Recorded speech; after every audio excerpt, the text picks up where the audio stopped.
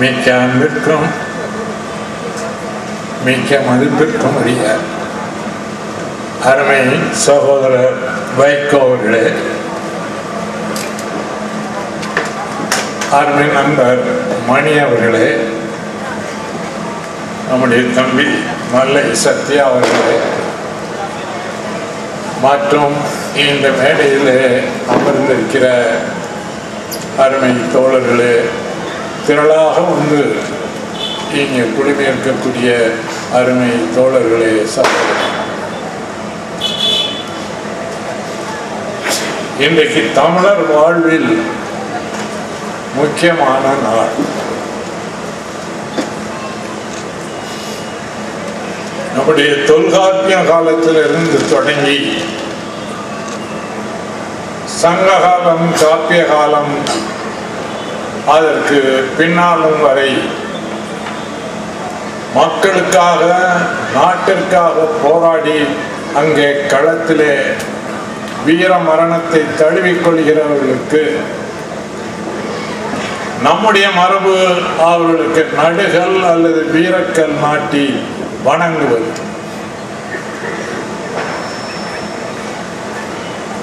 இந்த மரபு தமிழர்களுக்கு மட்டுமே உரித்தான மரபு. இந்த மரபுக்கு புத்துயிர் கொடுத்து மறுமலர்ச்சி ஊட்டி நம்முடைய தமிழீழ தேசிய தலைவர் பிரபாகரன் அவர்கள் விடுதலை போர்க்களத்திலே உயிர் நீத்தவர்களுக்கு மாவீரர்கள் என்ற மகுடத்தை சூட்டி அவர்களுடைய நினைவு நாளை நவம்பர் 27ஆம் தேதி அனைத்து தமிழர்களும் கடைபிடிக்க வேண்டும் என்று அவர் சொன்னதை இன்றைக்கும் உலக தமிழர்கள் ஏற்றுக்கொண்டு செயல்படுகிறார். முதல் மாவீரனான சங்கர் அங்கே களத்திலே படுகாயம் அடைந்து மதுரைக்கு அவனை கொண்டு வந்தார்கள். அப்போது பிரபாகரன் அவர்களும் மதுரையில் தான் இருக்கிறார். சங்கரின் உயிரை காப்பாற்றுவதற்கு எவ்வளவோ முயற்சி செய்தும் முடியாமல் அவன் எந்த தலைவனை நேசித்தானோ அந்த தலைவனின் மடியிலேயே உயிர் நீத்தான். அந்த உயிர் தோழனின் நினைவாக, முதல் மாவீரனின் நினைவாக, அதற்கு பின்னால் பல்லாயிரக்கணக்கான வீரர்கள் அங்கே களத்திலே அவர்கள் உயிர் தியாகம் செய்த போது அனைத்து மாவீரர்களின் நினைவாக நவம்பர் 27ஆம் தேதியை கொண்டாடுவதென முடிவு செய்தார்.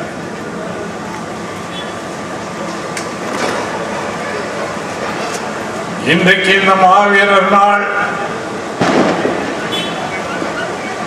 ஒரு வித்தியாசமான முக்கியமான காலகட்டத்தில் நாம் இங்கே கொண்டாடி கொண்டிருக்கிறோம்.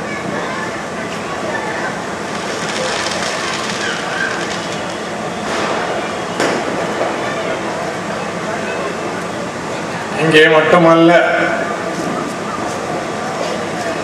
நம்முடைய தமிழகம் முழுவதும் மட்டுமல்ல, உலகம் பூராவும் தமிழர்கள் இந்த மாவீரர் நாளை மதித்து போற்றி அந்த மாவீரர்களுக்கு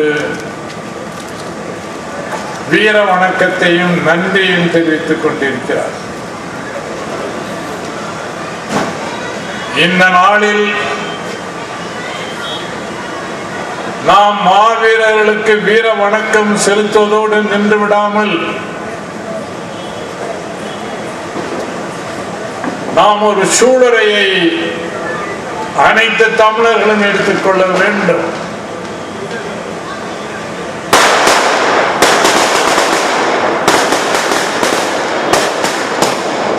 இன்னைக்கு தமிழீழ விடுதலை போராட்டம்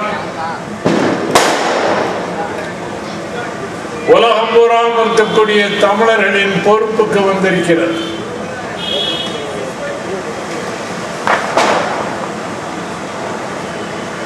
இந்த போராட்டத்தின் அடுத்த கட்டமாக தமிழீழ தேசிய தலைவர் பிரபாகரன் அவர்கள் தலைமையிலே இறுதி போர் தொடங்கும் போது உலகம் பூராவும் இருக்கக்கூடிய தமிழர்கள் அந்த போராட்டத்திற்கு தோள் கொடுத்து துணை நிற்கவும் எல்லா விதமான தியாகம் செய்யவும் நாம் தயாராவோம் என்ற சூளுரையை இந்த நாளில் ஒவ்வொரு தமிழனும் எடுத்துக்கொள்ள வேண்டும்.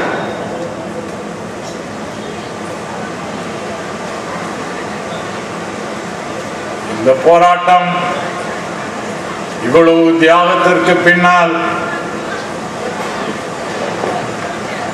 அதிலும் 20ஆம் நூற்றாண்டில் எத்தனையோ தேசிய இன விடுதலை போராட்டங்கள் உலகம் பூராவும் நடந்திருக்கின்றன, இன்னமும் நடந்து கொண்டிருக்கின்றன.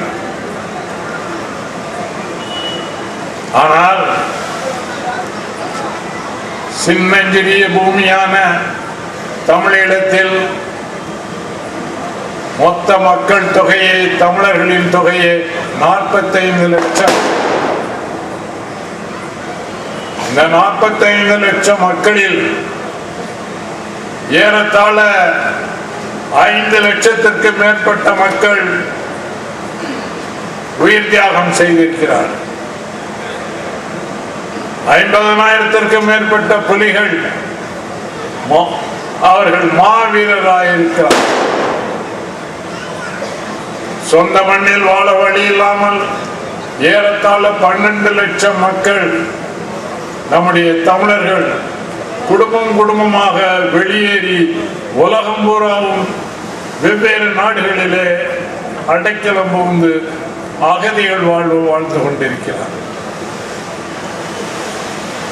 அங்கே தமிழீழத்திலேயே 5 லட்சம் மக்கள் சொந்த வீடுகளுக்கு திரும்ப முடியாமல் அவர்கள் அங்கே மரத்தடிகளிலே, சாலையோரங்களிலே அவல நிலைமையில் வாழ்ந்து கொண்டிருக்கிறார். ஆனாலும் அந்த மக்கள் இன்னமும் உறுதியோடு இருக்கிறார்கள். நம்முடைய தலைமுறையிலேயே நாம் தமிழீழத்தை அமைத்துவிட வேண்டும், பிரபாகரன் அவர்கள் தலைமையிலேயே நாம் அதை உருவாக்கிவிட வேண்டும் என்ற உறுதி பூண்டு அங்கே களத்திலே சொல்லனாத கொடுமைகளுக்கும் துன்பங்களுக்கும் ஆளாகிக் கொண்டிருக்கிறார். அந்த மக்களை மனதிலே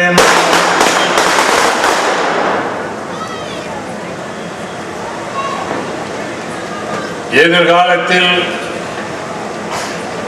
சுதந்திர தமிழீழம் மலர